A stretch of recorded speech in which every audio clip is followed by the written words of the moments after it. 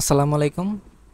আজকে আমরা HSC 2024 physics second পেপারে একটা সৃজনশীল সলিউশন করব। এটা যশোর বোর্ডের আসা একটা ম্যাথ। এখানে কোয়েশ্চেন আমাদের বলছে একটা তাপ ইঞ্জিন তাপ উৎস হতে 600 কেলভিন তাপমাত্রায় 1100 জুল তাপ গ্রহণ করে এবং 90 কেলভিন তাপমাত্রার তাপগ্রাহকে 300 জুল তাপ বর্জন করে। সো তাপ উৎস এবং তাপগ্রাহকের তাপমাত্রা বাড়ানো কমানোর ব্যবস্থা আছে।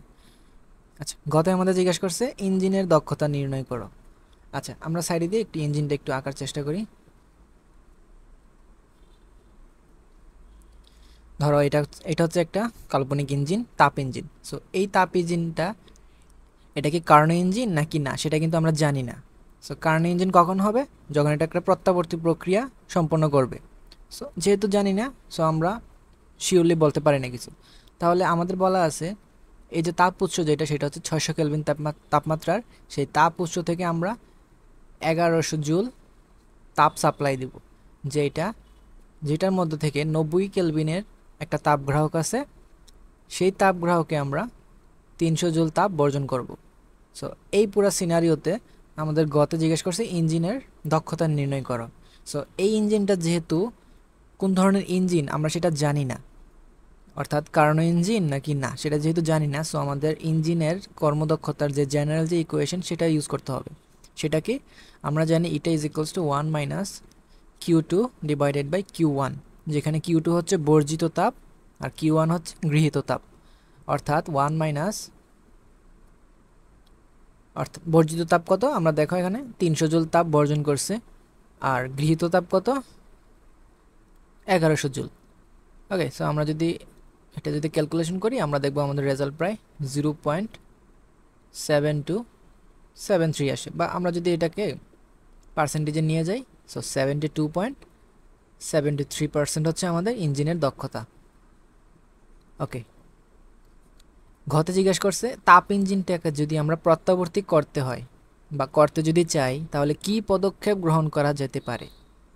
সো এই ম্যাথটা করার জন্য আমাদের লাস্ট যেই তথ্যটা দেওয়া আছে সেটা কাজে লাগবে। লাস্টে কি বলা ছিল সবার লাস্টে, যে তাপ উৎস এবং তাপ গ্রাহকের তাপমাত্রাকে আমরা বাড়াইতে পারি বা কমাইতে পারি। অর্থাৎ আমরা হইতে পারে এমন যে আমরা তাপ উৎসের তাপমাত্রাটা ফিক্সড রাখবো এবং তাপ গ্রাহকের যে তাপমাত্রা সেটাকে চেঞ্জ করব, অথবা তাপ গ্রাহকের তাপমাত্রাটাকে ফিক্সড রাখবো এবং তাপ উৎসের যে টেম্পারেচার সেটাকে বাড়িয়ে দেবো। সো দুইটা ওয়ে আছে, সো আমরা যে কোনো একটা চাইলে করতে পারি। বাট এখানে যেহেতু এটা ঘ নাম্বারের জন্য, সো আমাদের দুইটা প্রসেসেই দেখাইতে হবে। অর্থাৎ এক নাম্বার প্রসেস হচ্ছে কি, তাপ উৎসকে আমরা ফিক্স রাখবো। সো তাপ উৎসকে আমরা ফিক্স রেখে আমরা দেখবো যে তাপ গ্রাহকে কি পরিমাণ টেম্পারেচার লাগবে যদি তাকে একটা কি হইতে হয়, প্রত্যাবর্তী প্রক্রিয়া হইতে হয়। সো প্রত্যাবর্তী প্রক্রিয়াটা কি সেটা আমাদের আগে বুঝতে হবে।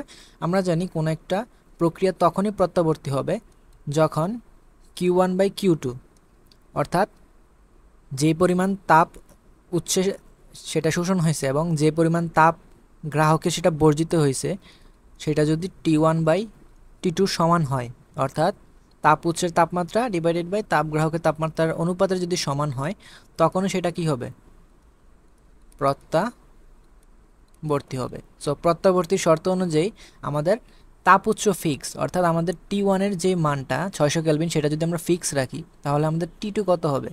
সো আমরা যদি এখান থেকে T2 ক্যালকুলেশন করি আমরা দেখব Q2/Q1 ইন্টু T1। সো আমাদের Q2 কত? Q2 হচ্ছে আমাদের 300 জুল, আর Q1 সেটা হচ্ছে 1100 জুল। সো এটা ইন্টু T1 অর্থাৎ 600 কেলভিন। তো আমরা যদি ক্যালকুলেশন করি আমরা দেখব আমাদের রেজাল্ট হচ্ছে 163.64 কেলভিন।